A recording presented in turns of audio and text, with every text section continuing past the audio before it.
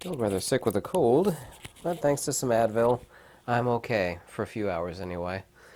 Extremely sleep deprived. This is a viewer requested video. I grew up with the Jim Henson stuff, obviously, and of course I'd seen the Dark Crystal more than a few times. Kind of surprised that people wanted that. Not that it's that unusual. I think we have fun and be educational on it. And someone actually wrote in a comment that said I was going to post this video, and someone said, oh, Jim Henson was an occultist. That word technically doesn't mean anything. Judeo-Christian position is that anything that's not Judeo-Christian is occult. Apparently the history of Jim Henson is that he looked actually at a lot of stuff. Wanted to get really quickly into where the script came about, and of course it was it was written by David Odell. By the way, this was, look at the 7,600 videos that I've made, somewhere right around there, actually more than that. This was the easiest one to write. I mean, I'd seen the video a few times over the decades. I think the Dark Crystal came out in 1982, but this, the comments or the talking points for this video kind of flowed like water, so. By the way, David Odell, he didn't think of what I'm saying as far as the metaphysics. I'm not speaking for the scriptwriters. I'm not speaking for, anybody that actually created this movie. I'm just going over the points that are presented. A lot of the stuff that people really like have a very strong metaphysical undertone. It's extremely heavy with the Wizard of Oz, yet people don't consciously realize that. At least most people do not. They know they love it, but they don't know why they love it. So I'm not saying that I'm speaking for the writers of this.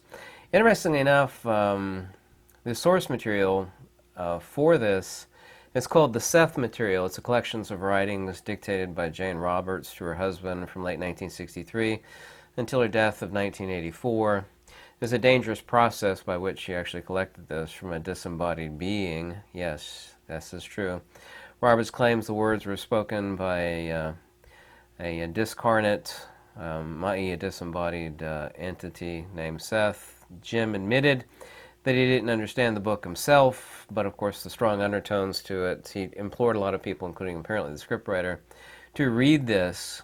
He thought it opened up a whole different way of looking at reality, which he thought was one of the goals in making of the Dark Crystal, and he did implore other people to read this. So that's actually the source material for this. I'm going to go not in so linear fashion on the movie. I assume that you've actually watched it, and there are a lot of really strong metaphysical undertones.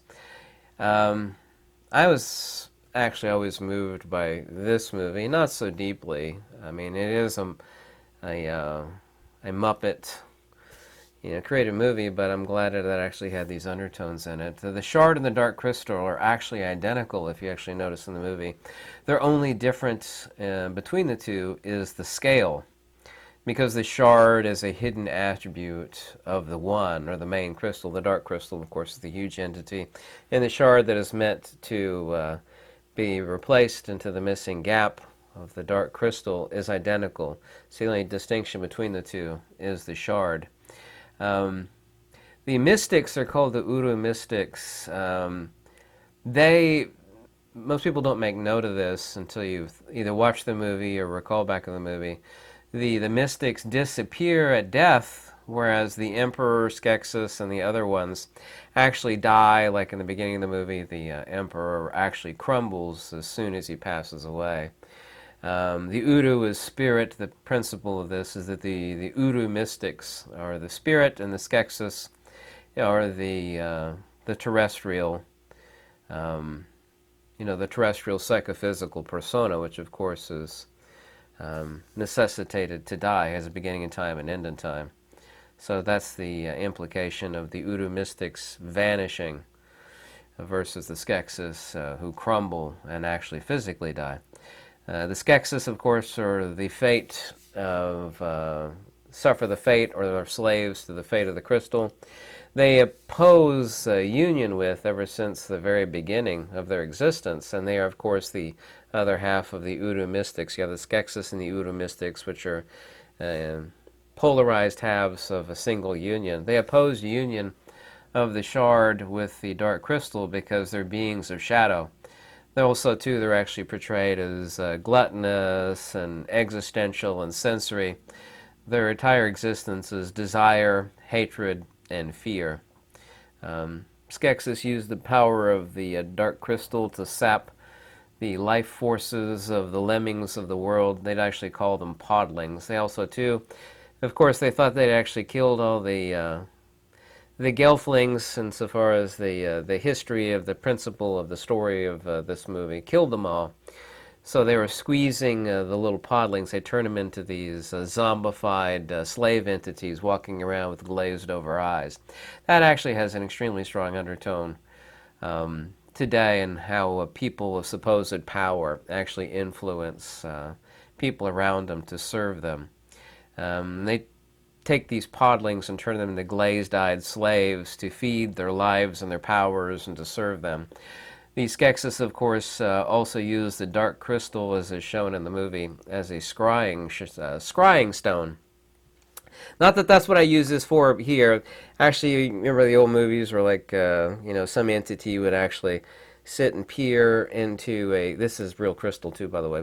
The only reason I got this because it was really cheap. When they'd actually look into a crystal globe, that's actually called scrying. So in the movie, these Skeksis would actually use the dark crystal as a scrying stone to show the future and what it is they need to do or not do. However, the only thing they could actually see in the movie was their own doom when they actually saw the Gelflings, which, of course, they send their little evil henchmen, look like basically super giant bugs or beetles after them to get them.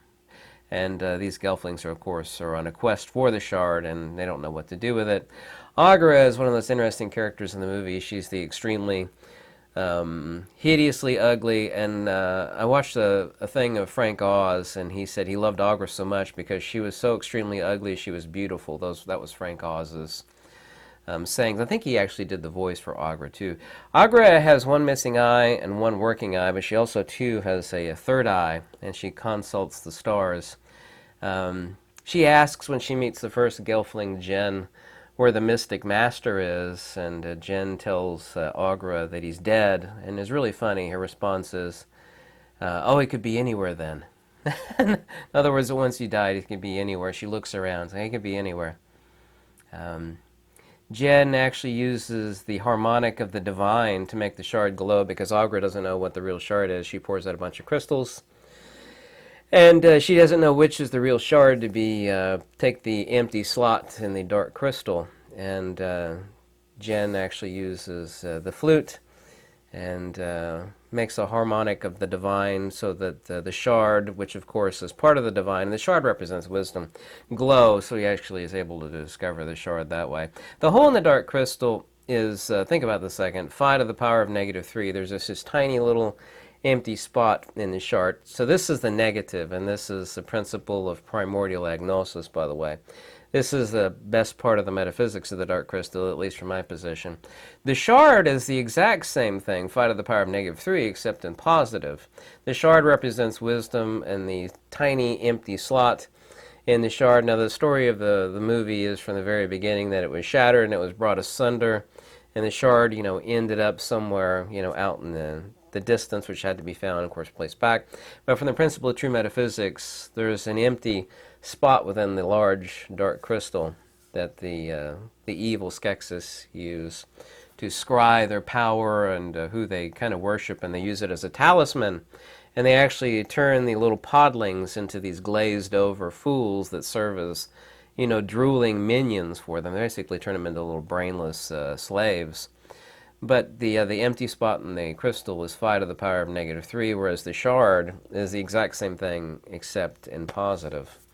The crystal is dark because it is the dark sun, or the principle of the dark sun. Of course, it is 99 point whatever % of the totality of the entire crystal, whereas the shard is the missing minuscule portion, which is wisdom to bring about completion, i.e. transcendence. And that, of course, at the end is what happens, is transcendence. The shard represents wisdom. The missing component, or the missing void of the dark crystal itself, is primordial agnosis. The Skeksis represent the existential self. The Uru mystics represent the transcendent self. And this plays out in the movie, like I said, where the Uru mystics vanish, whereas the Skeksis, crumble, literally. At the end, these heavenly beings, according to the fairy tale this movie is based around, the final being where the two actually join as one, they're called Uru Skeks, which is a combination of the Uru mystics and the Skeksis. So they have one name for the singular being at the end when transcendence is achieved, and of course they do transcend at the very, very end of the movie. Both beings are in great suffering, both the Uru mystics, and that's undeniable, and the Skeksis as well, the evil, materialistic Skeksis, because there is spiritual polarization.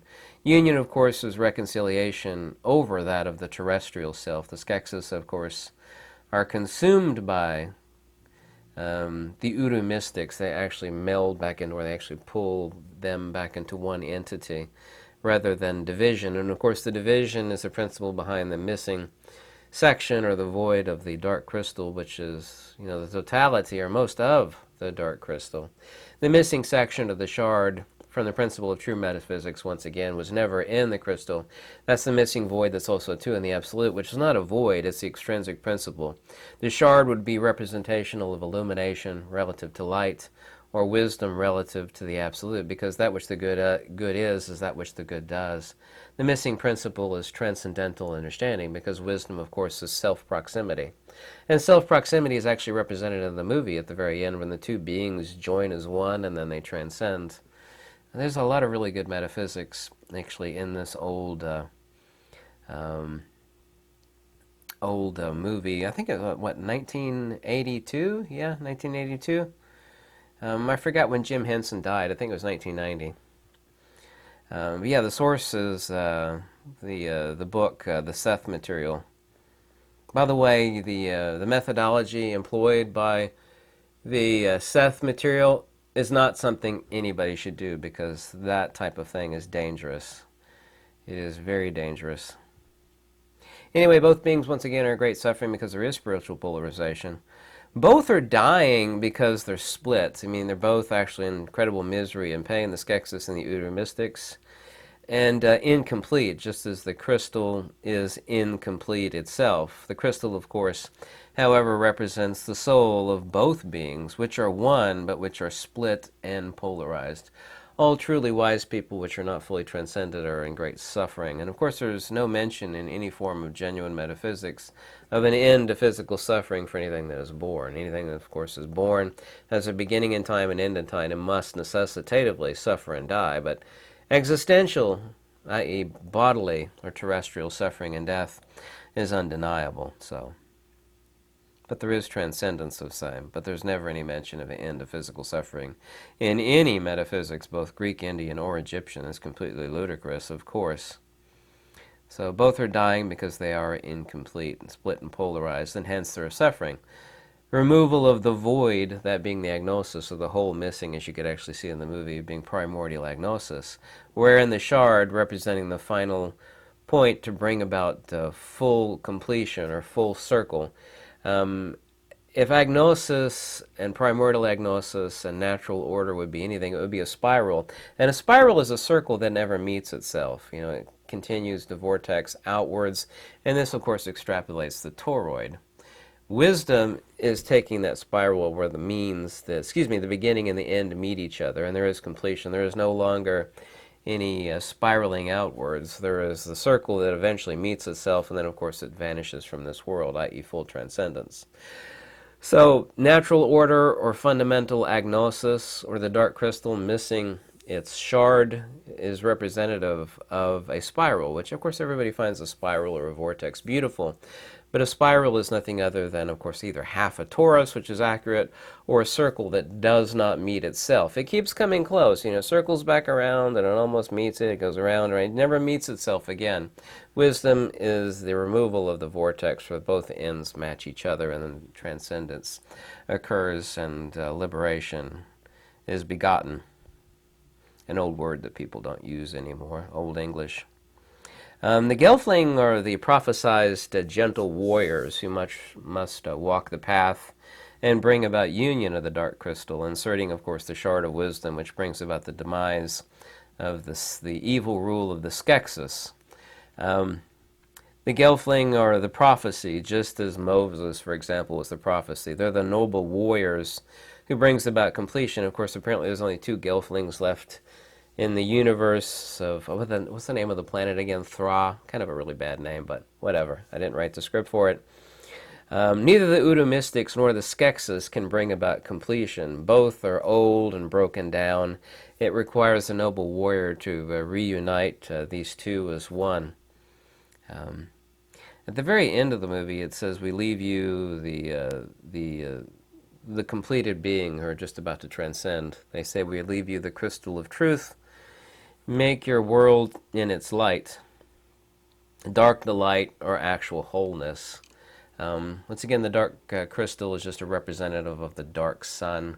The metaphysics through the movie is really quite nice, and of course, Aughra, which is the coolest character. I think it's most people agree it's the coolest character in the movie. Is this broke down, really ugly, witch-like entity that actually has horns growing out of its head, and she's always prognosticating, and she's trying to bring about union, but she herself doesn't have the courage or the will to do so.